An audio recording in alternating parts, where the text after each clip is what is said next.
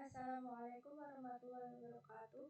Perkenalkan, nama saya Nurul Yulia Andini dengan NIM 26050123120030.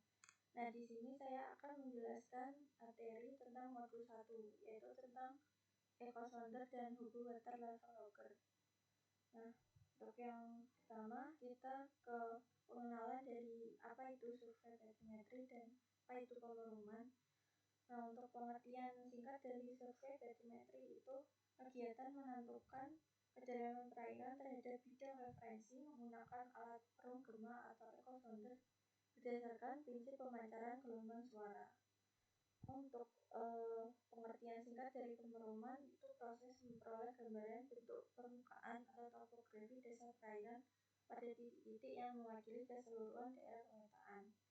Nah, kemudian di samping gambar ini ada sebuah rumus, yang mana rumus itu merupakan rumus untuk menentukan kedalaman perairan hasil pengukuran dari survei batimetri menggunakan ecosonder, yang dimana rumus tersebut yaitu D sama dengan V kali T dibagi 2, yang mana D itu kedalaman perairan, V itu kecepatan suara dalam perairan, T itu total waktu tempuh gelombang. Kenapa kok ini dibagi 2 hasil rumusnya? Terus dibagi 2 karena sensor dari ecosonder itu mengukur waktu total gelombang pergi ke dasar laut yang dipancarkan dan gelombang yang memantul kembali ke permukaan. Oleh karena itu dibagi 2. Selanjutnya untuk instrumen yang pertama, yaitu instrumen ecosonder. Ecosonder itu suatu alat navigasi elektronik yang menggunakan prinsip pemancaran dan penerimaan kembali gelombang suara atau sistem gema untuk mengukur kedalaman perairan, memetakan bentuk topografi dasar laut, dan mendeteksi keberadaan objek bawah permukaan air seperti ikan. Nah, untuk jenis dari ecosonder sendiri ada 2, yaitu single beam ecosonder dan multi beam ecosonder. Dapat dilihat pada gambar ini, di mana single beam ecosonder itu hanya memancarkan pancaran gelombang suara satu saja atau tunggal. Single beam ecosonder itu memancarkan satu berkas gelombang secara vertikal. Data terbatas pada satu titik tepat di bawah kapal. Nah, pengukuran untuk single beam ecosonder ini sangat sederhana. Untuk pengukuran menggunakan multi beam ecosonder dapat dilihat pada gambar, di mana ecosonder itu memancarkan banyak pancaran gelombang suara yang dimana pancarannya itu lebih dari 1. Selanjutnya ini merupakan sketsa dari jenis ecosonder Garmin GPS MAP 585 Plus, yang dimana ada 3 komponen utama. Namun terdapat komponen lainnya selain komponen ini, namun ini saya menjelaskan 3 komponen utama saja. Yang pertama ada komponen sumber daya atau aki, yang berfungsi untuk mengalirkan daya listrik untuk menghidupkan keseluruhan sistem instrumen. Jadi ecosonder membutuhkan aki untuk dihidupkan. Kemudian ada unit kontrol atau display, yaitu pusat navigasi GPS dan antarmuka visualisasi yang menampilkan profil kedalaman secara real time. Nah, untuk display ini untuk menampilkan hasil pengukuran kedalaman, yang dimana akan bisa ditampilkan peta dari hasil pengukuran. Lalu ada sensor sonar atau dinamakan transducer. Nah, transducer ini dipasang di bagian bawah kapal atau bisa juga di tiang, yang berfungsi untuk mengubah energi listrik menjadi gelombang suara dan menangkap pantulannya kembali. Nah, berikut ini merupakan ketiga komponen utama dari ecosonder. Namun terdapat komponen lainnya pada peralatan ecosonder. Nah, kemudian ini merupakan alur kerja penggunaan ecosonder saat melakukan survei di lapangan. Yang pertama ada instalasi transducer. yang dimana proses ini melakukan pemasangan sensor sonar di bagian bawah kapal atau tiang dan akan dihubungkan ke unit display. Kemudian yang kedua ada inisialisasi sistem, di mana ini merupakan proses pengaturan dari ekosonder itu sendiri, alat ekosonder itu sendiri. Penggunaannya bisa secara singkatnya dengan menyalakan tombol power, kemudian memastikan GPS dan sistem sonar aktif yang akan mendeteksi pengukuran. Kemudian yang ketiga ada pengaturan parameter. Parameter disesuaikan dengan rentang kedalaman perairan dan sensitivitas pantulan sinyal. Dan yang keempat ada hasil perekaman data atau outputnya. Kapal akan bergerak melintasi area survei dari yang sudah direncanakan. Kemudian display dari ekosonder akan menampilkan nilai kedalaman dari pantulan gelombang suara secara real time yang akan menghasilkan peta batimetri. Nah, kemudian untuk alat yang kedua itu ada Hubble Water Level Logger. Nah, alat yang kedua ini juga berkaitan dengan ekosonder, di mana permukaan air laut atau pasang surut air laut itu berubah-ubah, sehingga data batimetri hasil pengukuran dari ekosonder itu membutuhkan koreksi data dari pasang surut yang diukur dengan Hubble Water Level Logger. Hubble Water Level Logger itu instrumen yang dirancang untuk mengukur tinggi muka air dan tekanan lingkungan. Prinsip kerja dari instrumen ini dengan merekam perubahan tekanan absolut secara kontinu dan presisi untuk memantau pergerakan pasang surut dan kondisi hidrodinamika yang kemudian digunakan untuk mengoreksi data batimetri.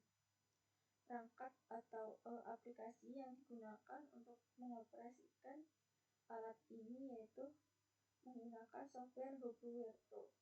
Pengguna dapat mengatur interval waktu pencatatan, melakukan kalibrasi, mensinkronkan waktu, dan mengunduh data yang telah direkam untuk dianalisis lebih lanjut untuk menghasilkan grafik fluktuasi muka air. Nah, berikut ini merupakan sketsa dari komponen Hubble Water Level Logger dari dalam.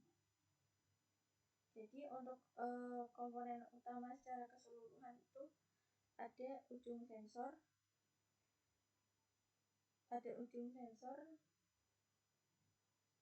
yang dimana berfungsi untuk mengukur perubahan tekanan air atau untuk mendeteksi perubahan fluktuasi muka air.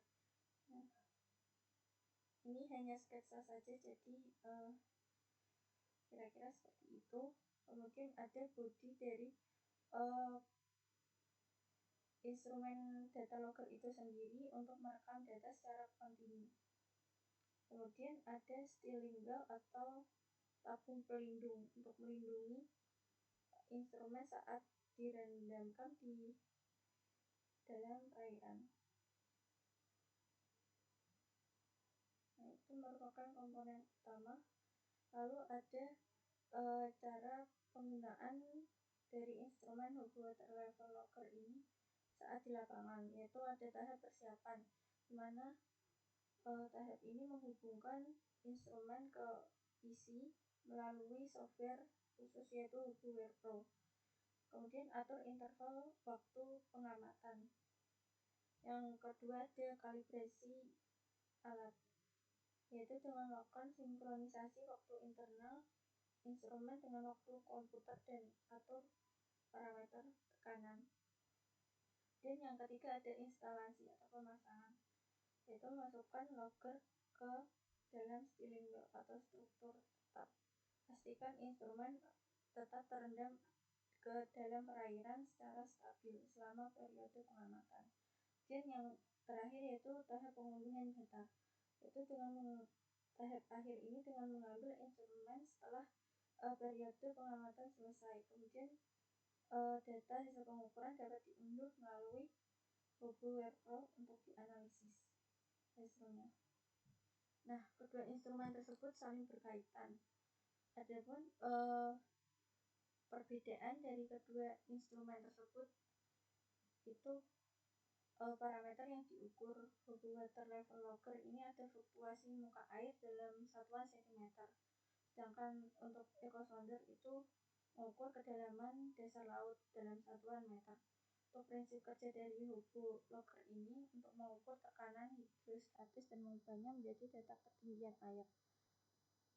Sedangkan untuk echosonder ini untuk mengirim gelombang suara dan mengukur waktu pantulan untuk menghitung jarak atau kedalaman dasar perairan.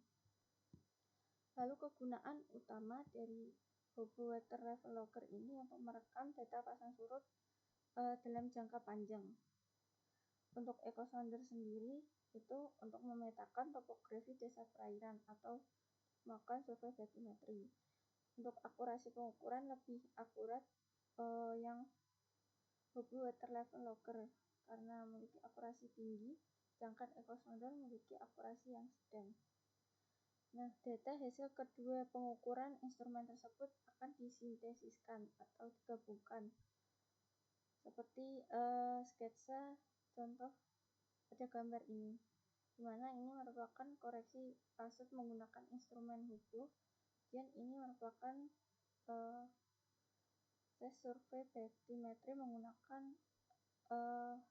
echosonder, yang dimana data tersebut akan diperoleh pengukuran yang sebenarnya apabila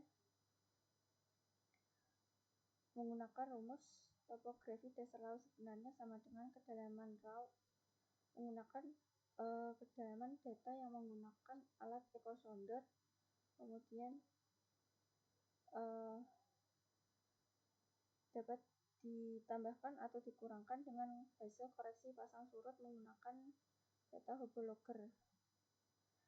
Echosonder hanya mengukur jarak dari permukaan air ke dasar laut.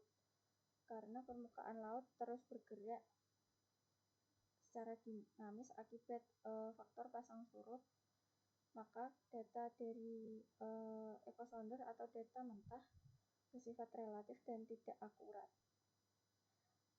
sehingga harus dikombinasikan dengan data koreksi pasang surut hasil pengukuran dari Hubble Water Level Logger.